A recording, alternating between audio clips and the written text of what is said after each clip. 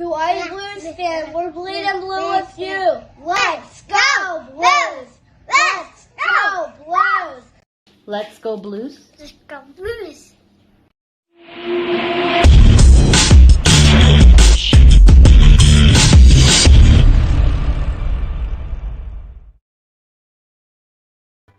Let's go Blues! Let's go Blues! Let's go Blues! Tonight's third star with wrists. Playing on defense for the Blues, number 29, Vince Dunn.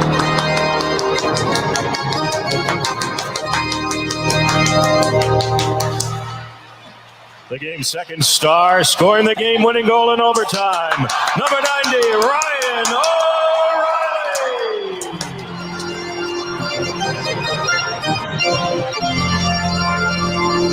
And tonight's first star, scoring 2 goals in the game, playing in a forward for the Blues, number 68, Mike Hoffman!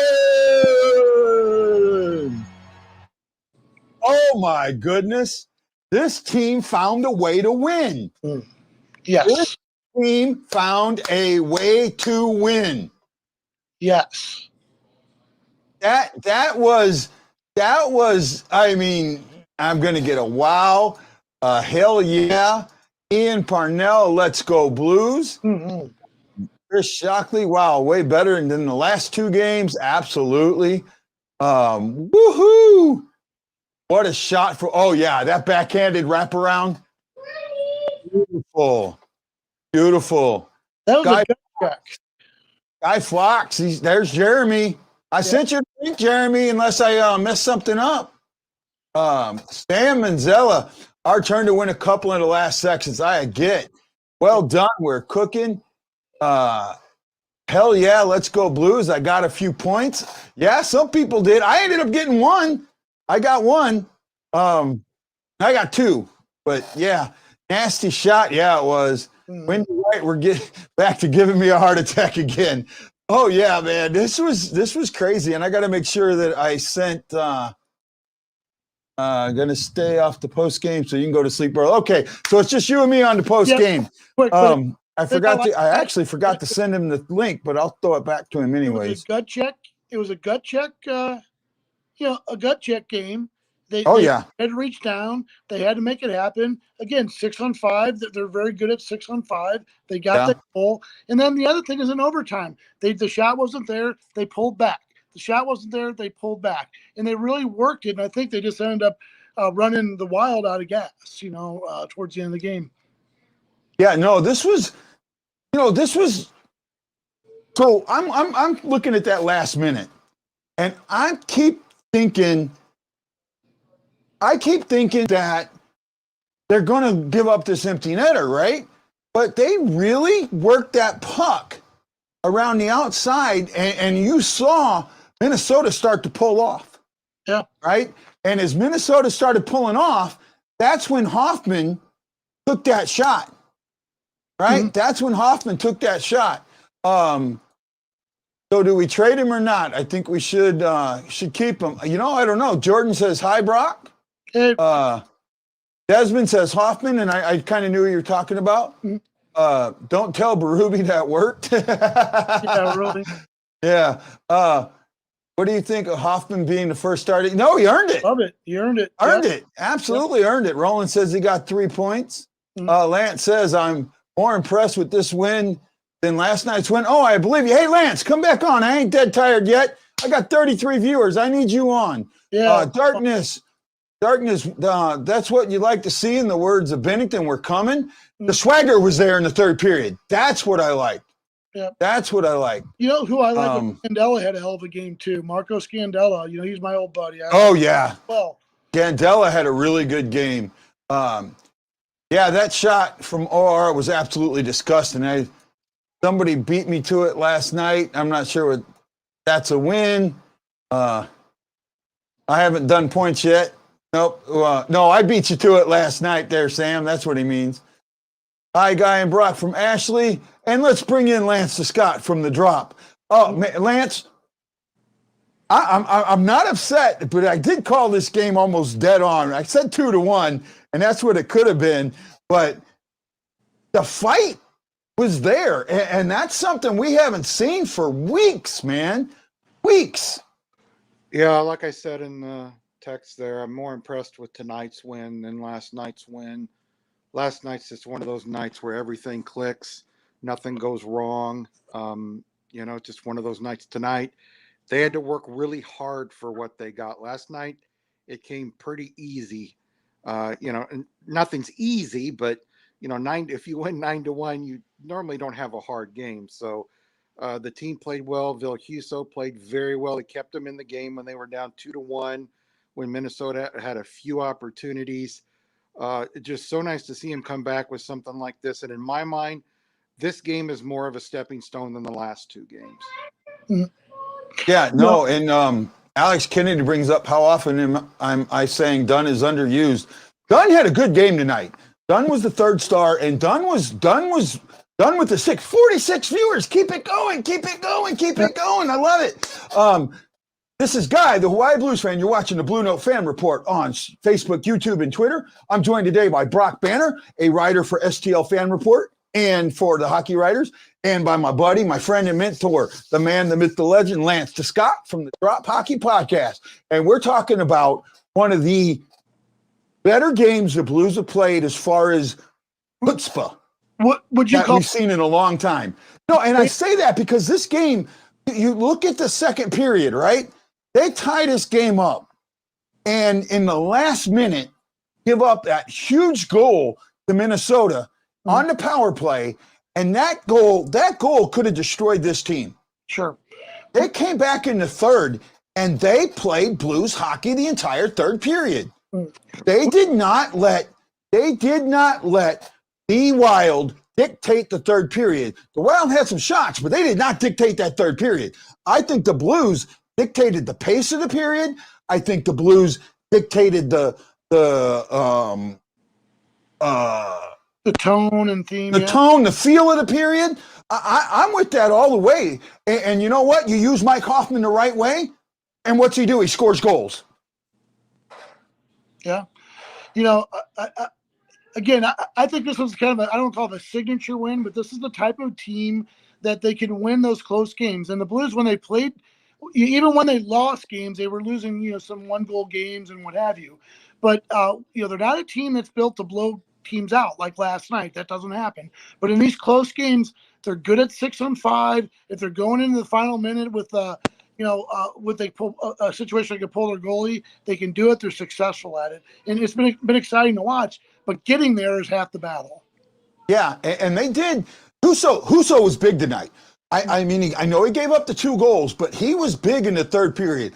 And Lance, you and me have a very good friend, Brant Fuhr, who used to say, I didn't care how many I gave up, as long as I didn't give up the last one. Right? And Huso didn't give up the last one. Oh my goodness, did he keep pushing and pushing and pushing and pushing? I'm in absolute awe, right? And I'm seeing so many new people. Hey guys, I will try and I may not mention all your comments, but if you don't curse, I will show your comments. Yeah. He's kept Kaprizov off the board too, He's kept. Oh yeah. Yeah. That was one thing about Grant Fuhr, why people give him hell, because the Oilers won a lot of 6-4, 5-3, 5-4 games because of their offense. But like Wayne Gretzky always said, we didn't care. If he made the big saves in the third period that when we needed him, he may let in a bad goal now and again, but when we needed him, he was the all-star of the team. And if you ask all those guys that played there, McSorley, McTavish, Glenn Anderson, Gretzky, you've just got so many great players. You ask them all, why did you win the cup? And most of them will say, if not all, Grant Fuhr. They don't say Wayne Gretzky. They don't say Mark Messier. They say Grant Fuhr. And there's a reason why they say it, is because he may let in a bad goal now and again, but dang was he solid. And when you needed him to be solid, he was. Hey, Guy.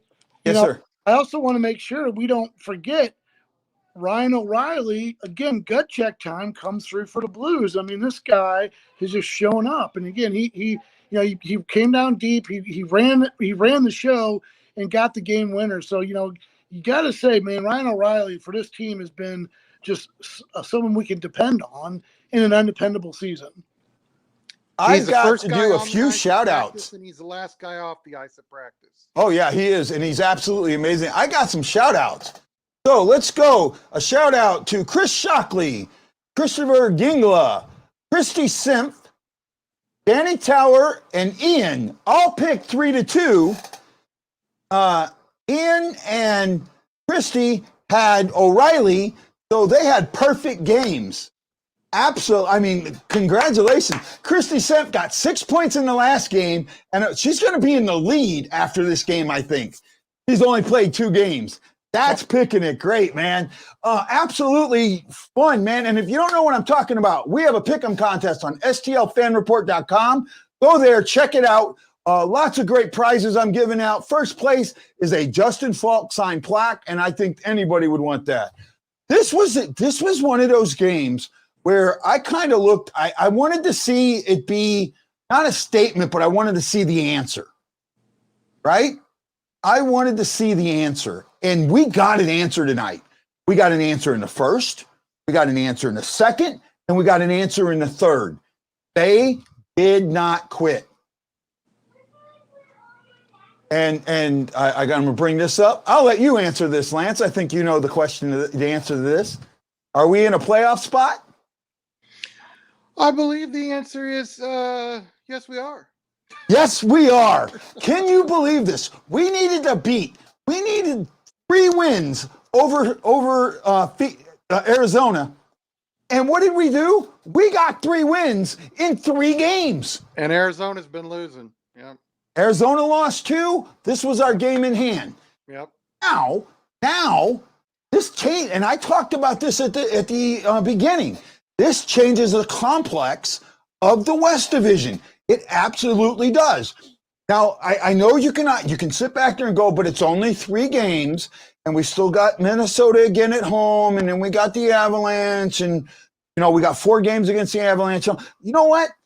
That's fine, but this still changes the complex of the division, because now those games against Minnesota, the 5 more games against Minnesota, and the 4 games against Colorado, much bigger than they were before. Well, in my mind, if you beat Minnesota, the majority of the games you have left with them, you're in the playoffs. Don't worry about the Colorado ones. I mean, I know we want to win them. The Blues aren't going to get first or second place in this division. They're just not. That's too far gone. Sure. But they could get 4th, and if they continue to beat Minnesota, they could get that 3rd spot too. And then Minnesota's going to be fighting with Arizona or possibly even San Jose for that 4th spot. So the key to this rest of the season is the games against Minnesota, in my mind. I say Minnesota, and that one against Phoenix is really huge. Yeah. That one against Phoenix, because if you win that game, that 4-point, that separation that you put in there just gives you a little bit more breathing room. And that last game against the Kings could mean nothing to the Kings, but be really important to us. Mm-hmm. Yeah. Right. Yep. I mean, that game could be really important. And not only that, the 2 games that we play before that against the Knights could mean nothing to the Knights. The Blues could have 3 meaningful games with meaningless opponents. Mm-hmm. And that is something important. Sure.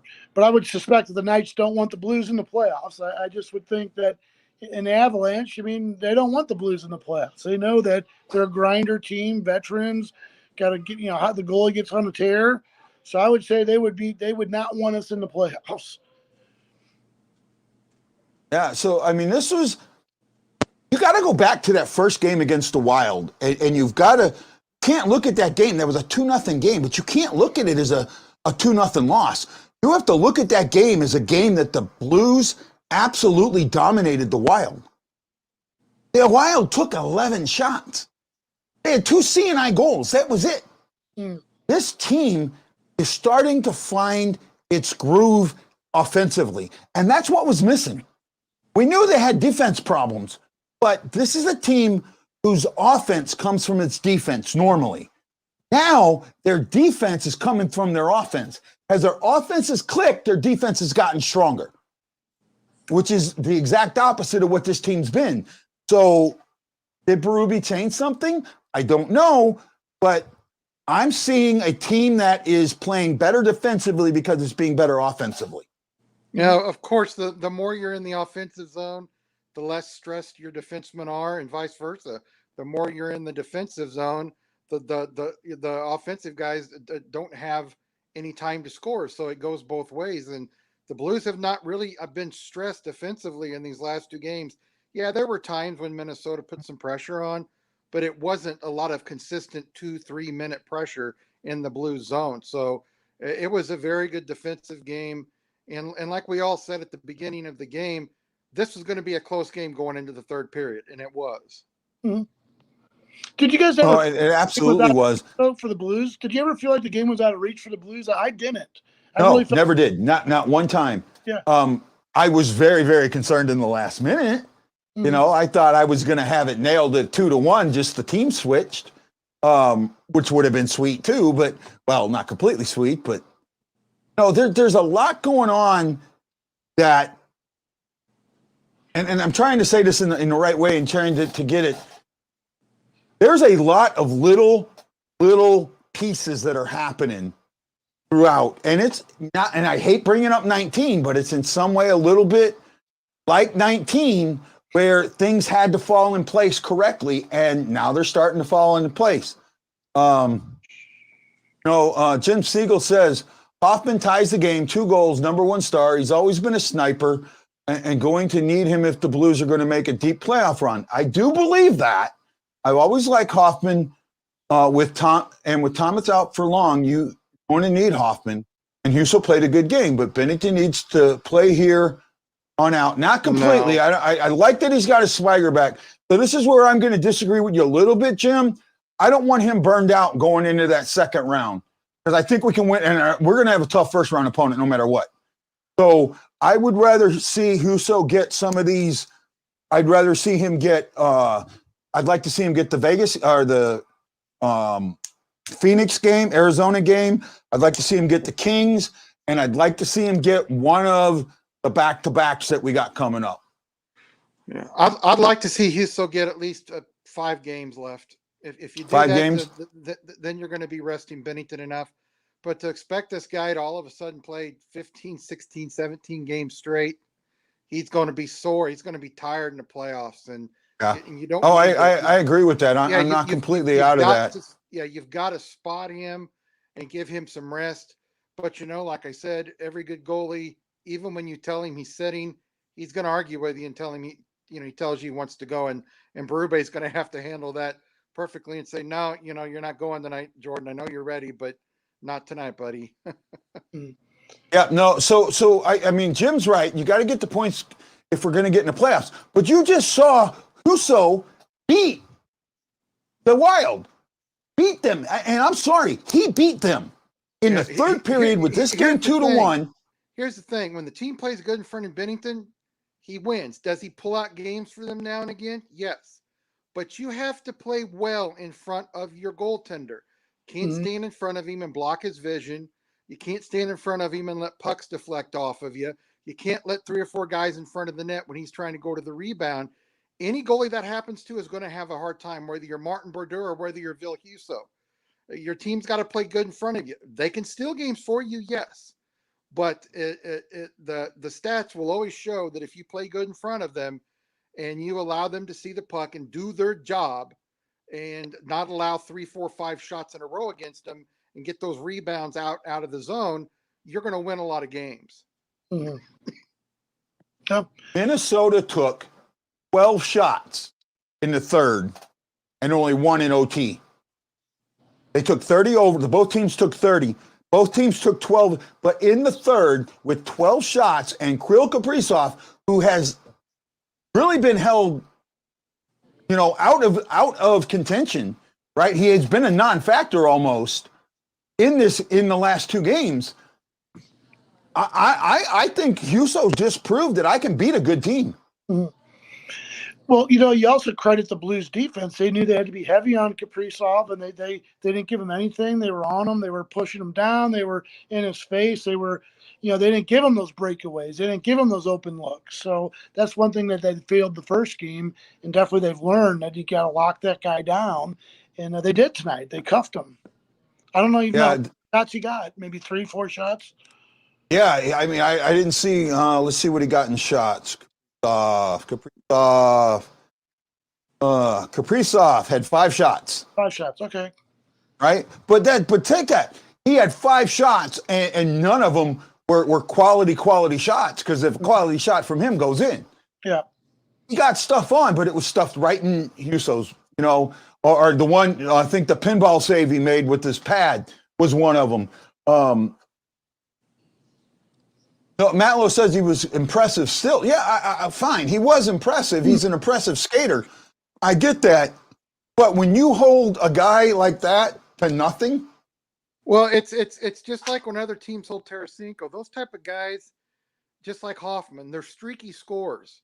They're going to score 5 goals in 3 games, and then they might not score for 2 or 3 goals because they get taken out by a good defensive team. If you watched him, almost every time he took a shot, it was contested. Somebody was around him. And that's why I think he had one pretty good quality shot, that one you talked about, but the rest of them, somebody was on him and he couldn't really get the shot he wanted off. Sure. Oh, absolutely, man. So, hey, everyone, this is Guy, the Hawaii Blues fan. You're watching the Blue Note Fan Report on YouTube, Facebook, and Twitter. I'm joined today by Brock Banner from the Hockey Writers and STLFanreport.com. And Lance Scott from the Drop Hockey Podcast. We're brought to you today by Forrest Crump Enterprises, Mike Zook Enterprises, and War Stories Coffee. We're talking about the Blues' great overtime win against the Minnesota Wild in back-to-back games. I want to know what your takeaway from today's game is. Now, and it's not just today's game. Let's take away the last 3 games, right? You had the 3-1 win over the Knights after a 6-1 loss, the 9-1 shellacking of the Wild, and then today's 3-2 overtime win. Mm-hmm. What are your impressions? Want me to go first? You want to go first? Yeah, go ahead. For me, the fact is they got all this done without getting any goals from David Perron, first of all, who was, one of the point leaders on the team. Ryan O'Reilly obviously showed up. But again, they're getting contributions from Sammy Blais. They're getting contributions from, Mike Hoffman, guys who've been off the point sheet. Tarasenko has been showing up. So I think what showed me is these trends that they're not so reliant just on Tarasenko. I think in years past, they went as Tarasenko went. If he was hot, they won. If he was cold, they lost. So now they have other options. And it's good to see these young guys step up, like Sammy Blais and guys who've been in the doghouse. So for me, that's going to be what's going to be the difference. Again, seeing Jaden Schwartz kind of come alive, that's positive for me. Yeah, no, good point. Yeah, and the way I look at it is what I love. Look at these last 3 games, guys. They were different types of games. The Vegas game, they got a lead and held on to it against a very good team that put some pressure on Bennington, and Bennington looked pretty good. It wasn't a ton of pressure, but towards the end there, the Knights did get some shots. Then they come out and just are all up and down the ice and win the second one 9-1. Then they come out in this game and they're playing well, but they're behind. They've played in all different types of situations in these last 3 games, which is exactly what's going to happen in the playoffs. Mm-hmm. And they've shown they can win from coming behind. They can show they can hold the lead in both games. And it's just really, really nice to see them be able to kind of change their style to each game of what they need to change it to. And that is the key, like I've talked about all year. You have a system, yes. But if you play a team and they have a weakness, or your system isn't going to be very successful against them, you must adapt by shift, by period, by game. And that's what they've done these last 3 games, and that's what's impressed me. Yeah, that's exactly what I was thinking. The fact that how the 3 games were totally different, right? You talked about the game against the Knights where they got a lead on them and they kept it and they kept it and they kept it and they kept it and they kept it. Very impressive there. And then, yesterday, that perfect game where it just everything happens and you just let it come. That's what they did. And it really made me understand that they had that type of play that they needed. And then you have today's game where you've got to fight through it and not give up. We needed an answer 2 weeks ago or a week ago, right? After the two Colorado games and the Vegas 6-1 shellacking. We sat there and we talked about on this show, we need an answer. We need something solid that says this team wants to play. I think we got the answer. I really do. And I'm not trying to bandwagon jump. I'm not trying to go. I'm just saying that you look at if it was 3 games where they won the same way in all 3 games, maybe, okay. It's 3 games. This is 3 completely different games where 3 different style of player has stepped up to win that game. But I go to what we talked about in one of the breaks is they just can't afford to lose. I mean, whether or not they win tonight and lose tomorrow, well, I mean, that's the step back. They can't afford to lose. So every game, if they don't get at least a point out of it, it's going to be a disappointment because of the way the standings are shaking out. So, again, the reality is, hey, they can't afford to screw up. They can't because they're not in a position for that. And they set themselves up that way. That's how they set themselves up. So, again, just they have to be error-free or be able to overcome their mistakes. Well, so now, it does bring up John Thompson saying, yeah, guy, I don't know what I said right, but I appreciate it. Roland says I'm correct. As he says, with stronger, higher-ranked teams, I get it. What do you do? Do you back off the Hoffman trade now? I mean, honestly, I say yes. I'm sorry. I was all for trading Hoffman. I was all for getting that pick. I was all for that. The only way I see them backing off, possibly, since I know they really have a deal done, is the fact that Thomas is worse than they think he is. That's the only way I see them backing off of it after he's being evaluated these next, today and tomorrow and Monday. That might make a difference, but I mean, is Berube going to stop using him the way he's using him? Because we've seen Berube give players a chance, like Fabry when he came back, and Fabry looked good for a game or 2, played well. Berube used him properly, and then put him in the game and wanted him to play all defensively, and he made a mistake and cost the Blues a goal, and he set him for 6 games. That's the only thing that concerns me about that. And Guy, I got to tell you, there's a shout out on there from someone from Cottleville. That's my hometown. That's where I'm from. So John Thompson, way to go to shout out to this great Cottleville. There you go, buddy. That's my home. Hey, John Thompson, thank you. I appreciate you loving the show. Please check out the STL Fan Report and join the Pick'em contest. Let's get more in the Pick'em contest. And Mackie Hound says, look what he just posted about Hoffman. Again? Make sure we get more questions into Guy because he falls asleep after the 30-minute mark. Oh, yeah, just keep them coming. You know what? I'll stay alive as long as I can. If you guys keep watching, first, if we stay over the 20 mark, I'll keep going. So you guys keep the questions coming. John Thompson, send them all, man. And you know what? Check out some of the great articles on the STL Fan Report. Lance has written for me. Brock writes for me. Brock writes for the Hockey Writers, and he also writes for me. We've collaborated on a couple of articles. Man, they're really good. And Brock did something that you usually don't see happen, but I want to talk about this real quick. I asked Brock to write a story about the show and the website. And the only thing I told him was write the story. I didn't care how he wrote it. I didn't care if he said the show sucked. I didn't care if it said it was good. I honestly didn't. I wanted it. I wanted the outside to say, he's inside, but outside to say, okay, what do you think about what we're doing? And he wrote a really, really good article. He asked me some great questions. Please check it out. It only got 35 reads, and I feel sorry for the guy because he put his heart into it. It's a great article, so please check it out. I'd really appreciate that. I was one of the 35. Thank you. I appreciate that. I mean, it was really, really written. Hoffman to the Habs.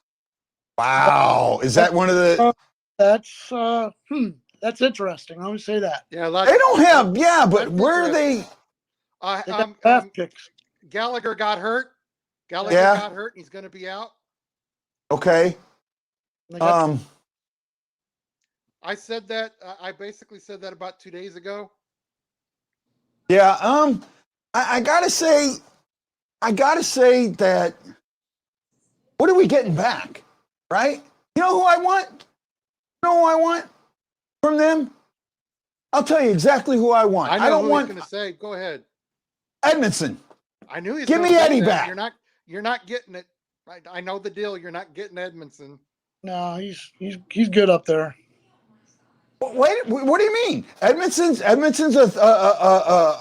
middle to third pair defenseman. They right? really He's like him up there. They really like him up there, and he's never been considered as part of the deal. Well, I mean, I don't want to pick. I don't want to give up a pick right now. I want a defenseman.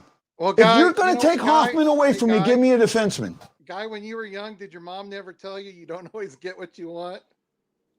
Yep, but sometimes you just might get what you need. Yeah, someone wrote that. That's a good song. I think that's a song, isn't it? No. Yes, it is. Right? Hey, I'm old enough to remember the Stones. But let's go back to this whole thing. Remember, they signed him, with the idea that, okay, let's see what we can do. Let's take a flyer on this guy. Yeah. They've got goals on him. They got, but they're not going to sign him for next year. Nope. So what if they flip him to get some capital, get something? I understand that right now he's hot, but he hasn't been hot. I mean, let's just face it. This system is not real suited to the way he plays his game. So again, I would, I like the guy. I think he's a good player. Yeah. Don't get me wrong, but I just don't think that he fits the system well. Yeah. So let's flip him for some picks or a D-man. Here's my problem with that statement. Then we need to ship out our freaking coach because we need a coach that knows how to use the places he has. We need a chess player. We need a chess player, and Berube's not a chess player. Guy, I've been saying that a good coach puts players in his system in positions to succeed no matter what their skill set is. He looks at them and says, okay, your skill set's this. This is how I'm going to use you. You're going to succeed within it, and we're going to succeed. And Berube didn't do that up until recently. Yep. Right? No, and I've been saying that. You know what? And you guys both know this article I'm going to bring up. I wrote beginning in January that I thought Berube should be under a gun because this is his toughest season, and he's not flexible. I wrote that, and I got cremated for it. And Guido says he hasn't been hot because he hasn't been used correctly. Exactly. Yeah. He got used correctly. Now he was on the third line, but he was on guys on the third line that could get him the puck to score. Okay, look at it now. Look how many goals and assists he has, and he's been used incorrectly. Imagine if he'd have been used correctly. Yeah, he's at like 23 points now. 24 points. Yeah. Yep. He should have been on the first power play every single power play from the day one he was cleared to play in the U.S. That's exactly where he should have been. I also want to clarify something here because, and again, I wrote for the hockey writers that they should hold on to him because they felt like that he had the scoring punch that they needed when they were having so many problems scoring. Yeah. I'm just now though that they could maybe, secure some draft capital, but again, I get it. He's hot right now, so okay. I'm a fool here. If you're getting a first round from Montreal, where's that first round pick going to be? You're not getting the first round. I'm just saying. Okay, I'm just trying. Montreal's it. Right now, his draft capital went up. I'm sorry, I think it did. The last two games, he sat last game, but this game he comes back for an injured player.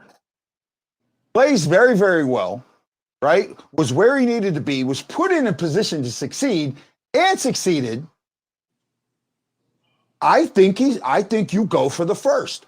But the problem is where that first is going to be. It's going to be from 15 to 20. Well, we don't have to we don't have to worry about that guy because it's not a first-round pick. And I'm sure that. So you would give him up for a second? I'm not saying that's all it is. I'm not saying that's all it is. There's probably a player in a second, a player in a pick. It's okay, but are you going to get that defenseman we need? I don't want a prospect. I want someone who can help me bring wins today. You know, who do they have? I mean, the Canadians, they aren't. I mean, there's nobody that's jumping out at you that they're going to part with. You know. Yeah, and I'm going to tell you. I'll tell you right now. It's a second and a third, or a second and a player. That's what the options were, and I haven't heard exactly what it ended up being, or what they're close to, or what they've completed. Because I was told the deal was done. I was told it was done Thursday night, and the Blues were setting him for 2 nights as a courtesy to the team that he was being traded to. And last I heard, it was a second and third. That's what I heard. You know, and I'm not disputing. I'm not disputing all that. Guy, I fully understand where you're coming from. I really do. But the way GMs think, if a guy has a hot streak for 3 games and they've been dealing with another guy, that GM can start to ask more. But the other GM can say, you know, we basically already agreed on a deal. I don't care what the hell he did these last 2 games. This is what we agreed on. This is the only way we're trading him. And then that GM, Doug Armstrong, goes, okay, they were the only ones to give me the most out of anybody. You know, another team wanted to give him a third and a second tier prospect. And, you know, you've got to take what you can take and what you can get. And, you know, if he'd have been doing this all season and had 18, 20 goals, but he still didn't fit in the system, you might have been able to get a first round pick out of him. I'm just, this is the latest OT goal scored in Blues history. There was 2 seconds left in OT. Wow. 2 seconds left in OT, and we're in the shootout. All I'm saying is, and I'm trying to control my enthusiasm. I'm looking, let's say I am the GM, right? If I'm the GM and not a fan, I'm a business person, okay? I know that at the moment, Hoffman doesn't fit our system. But I also know that our coach just saw how the guy can be used correctly. So maybe I go talk to my coach. Say, hey, can you use him? Is this okay with you? I need to know, because if it's okay with you, I'd like to keep him and then maybe talk to him to see what we can do later. But if it's not, if this was like a one-time thing in your eyes, let me know, and then I'll let him go. But I want to see what my coach thinks first. I want to give my coach a chance to see if this is the guy he needs to use, because let's take that 10 goals out of the lineup. Who replaces him? Who replaces him?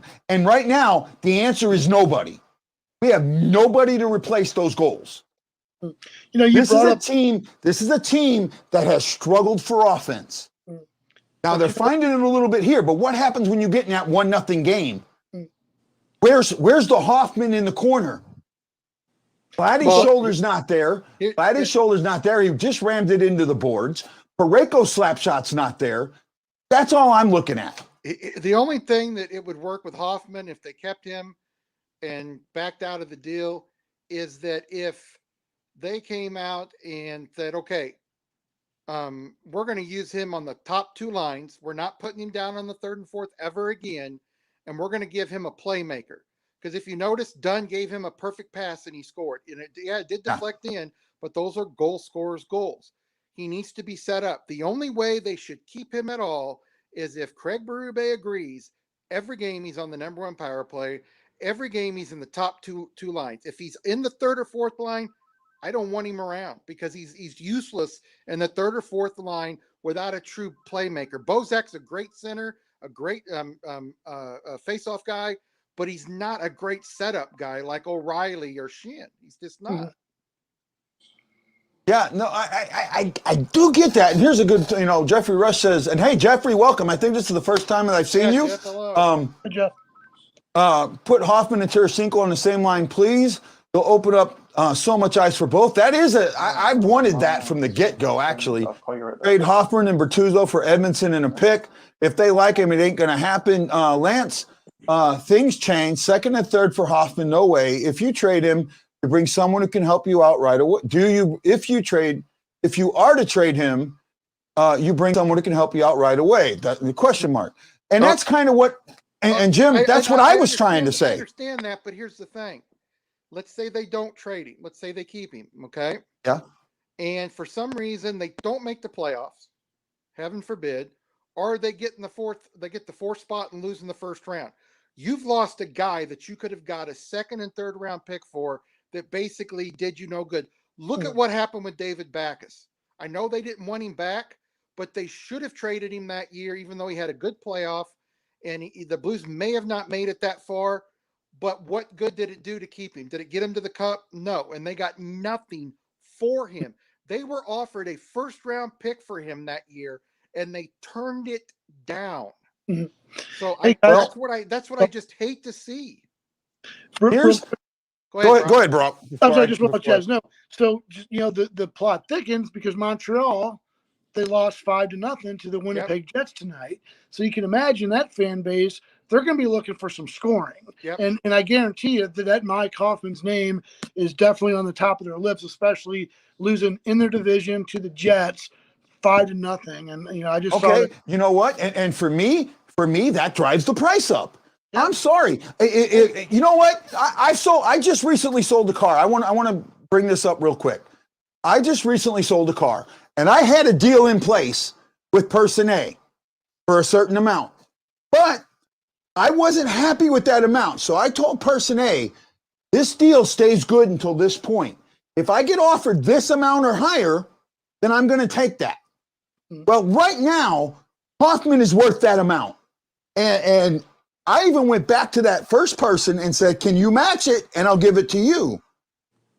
I say that Hoffman's worth that first. And if Montreal's not going to give it up, you go find somebody else that will. Nobody You got 2 days. You got 2 days.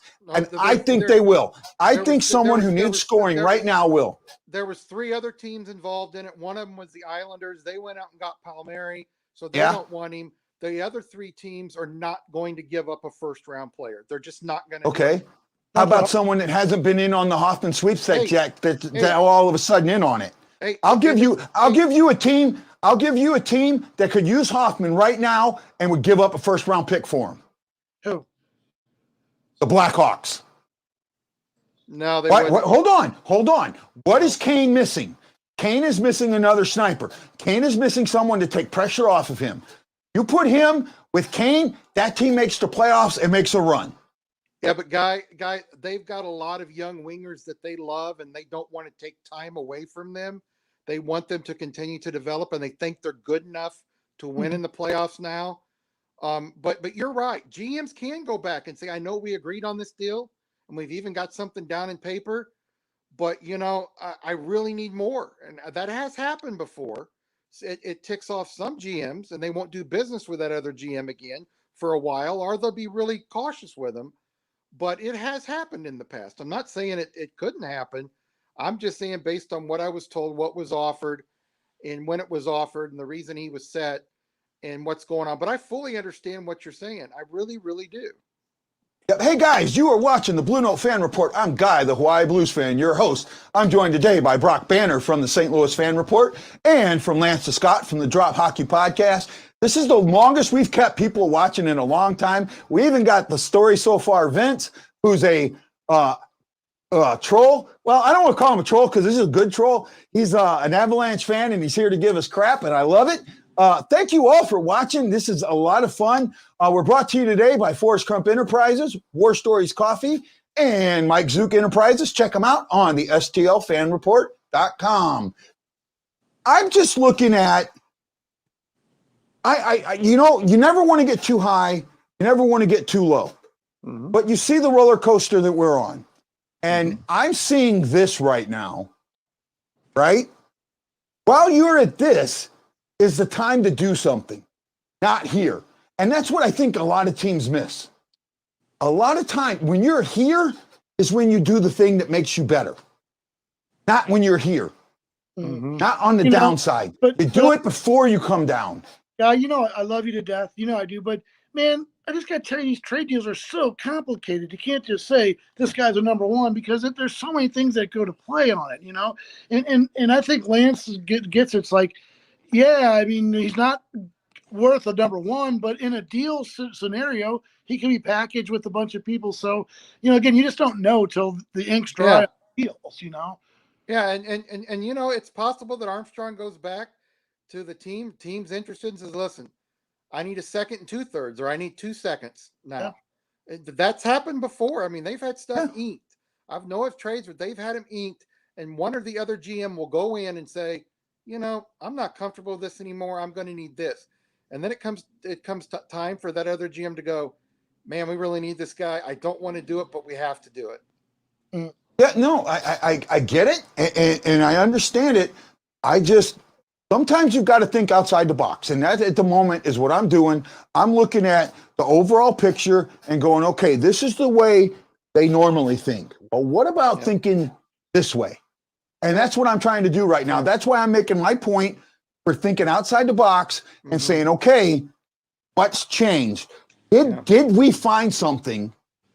And if we did, does moving this piece take that away, or does it make it stronger?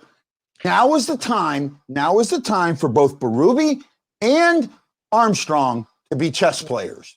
Not poker players, chess players. Here's my question, guys. Sorry, Brock. No. Here's my question. Does keeping Hoffman make you a cup contender, a big favorite as a cup contender? Be honest. I mean, he gave us 2 goals tonight. We needed them, He gives you a better chance to get to the second round than without him. Okay, and in the second round. But if you go to the second round and you lose him in free agency and you got nothing for him. He scores 8 goals in the 2 first rounds, but you lose that round because of bad goaltending or bad defense. If I lose in the second round, hold on. If I lose in the second, if I get rid of him and I don't make the playoffs or I can get knocked out in the first round, right? I'm looking at a pick in the 20s. If I go to the second round, I'm looking at a pick in the mid from the early 20s to the mid 20s now, right? So you mean if you go to the second round, you're looking at a pick in the early 30s, I think is what you're trying to say. No, there's 31 teams. There's 32 teams next year. So the 2 teams are there. So you go to the second round, there's still 8 teams left. So you come back 8. So you're looking around 2024. No, not necessarily. That's not true. Because you've got teams that have, and I haven't looked at it lately, you've got teams that are owed draft picks from other teams. I haven't looked at what Montreal has in the second. But you're still looking. But I'm looking at where your positioning is how your position is. Yeah, the position is based on how you finish in the playoffs. Guy, and you know what? And a lot of people like to argue with me about this, and I think Brock will agree, and I think you will too. Go back and league in the last 10 years in the league. Take the top 25 picks in the league. Tell me how many of those past the number 5th pick have been I'm not talking good. I'm talking very good players. I'm not talking guys that are 12-goal guys like Sanford, 15-goal guys. How many of that number 5 to 25 have made an impact on their team and has been there for years? And how many never made it to the NHL and were stuck in the AHL? Just because you get a top 10 pick does not mean that guy. Okay, but see, you're almost I agree with you, and in some ways you're almost making my point for me. It doesn't make any sense to give this guy up for a middle round to end up or give him up and still end up with a middle round pick or a late round pick. Guy, there's a lot more players in this league from the 2nd, 3rd, and 4th round than there are in the 1st round. Okay, that's a true statement. I get that, but it's just, I don't know. I just feel really important right now, are really set that it may be a mistake to give him up. I understood exactly why they were going to do it when this team could not buy a win.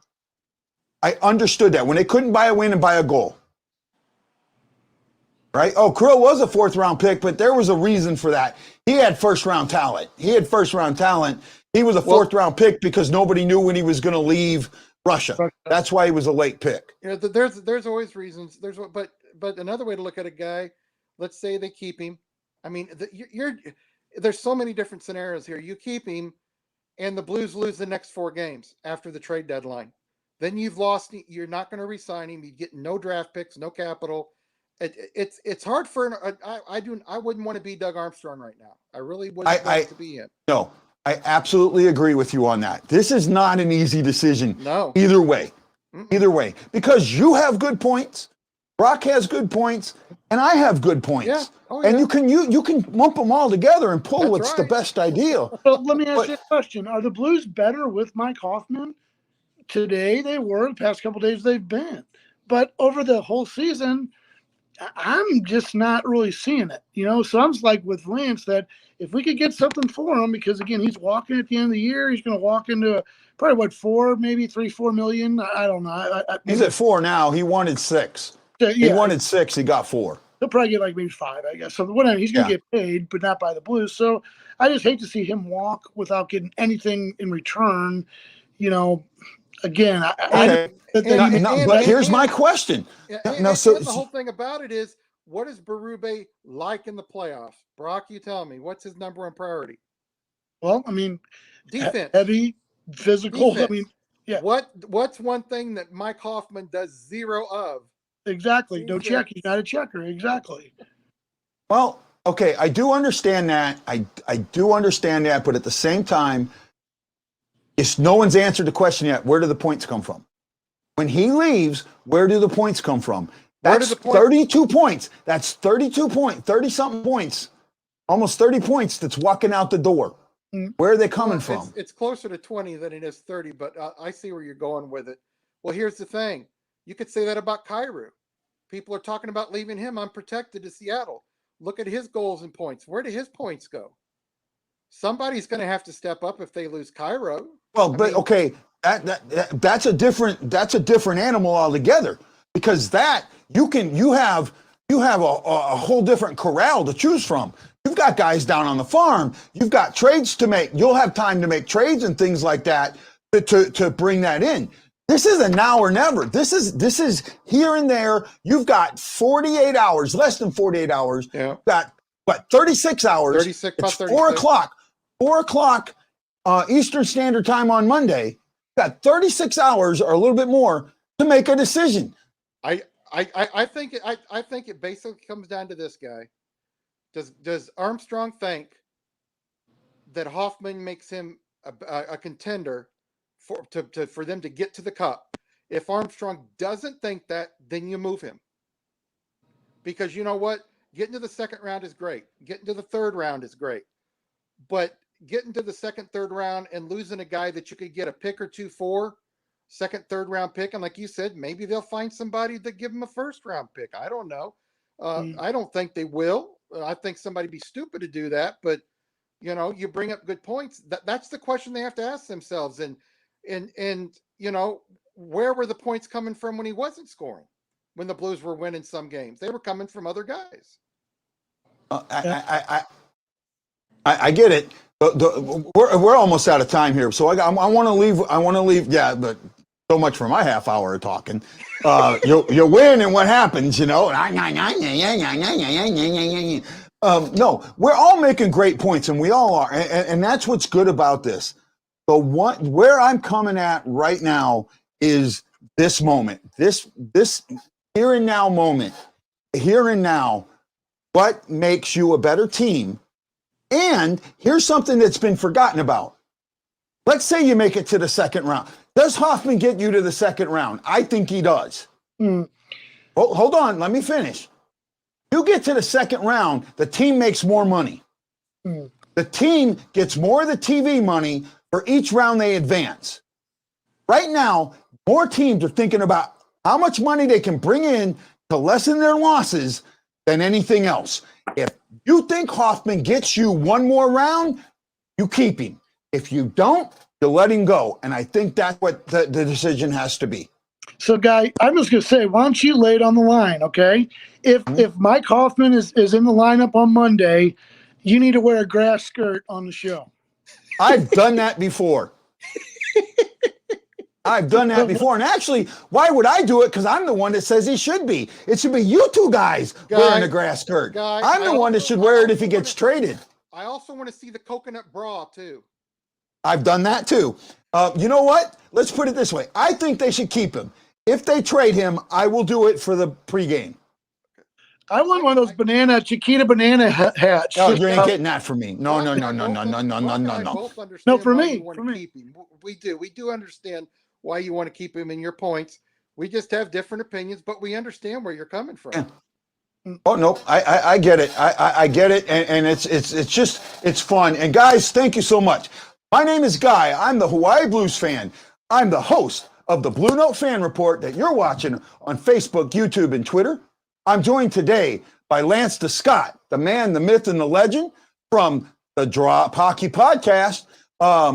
I think you're doing an episode with my man Brock here very soon. Yep. Yeah, we're talking Right? I look forward to hearing that. I'm also joined by Brock Banner, who is a writer for the Hockey Writers, and number 90. got his O'Reilly. He's a member of the STL Fan Report. Great writer, great friend. And I'm Guy, the Hawaii Blues fan. This is the BlueNote Fan Report, brought to you by Forrest Crump Enterprises. You need some construction work done, give them a call. Their phone number's down the bottom here.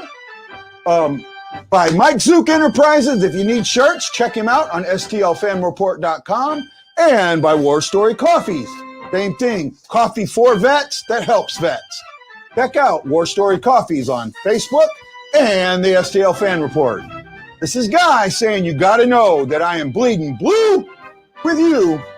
Aloha, mahalo, and I will see you on Monday night.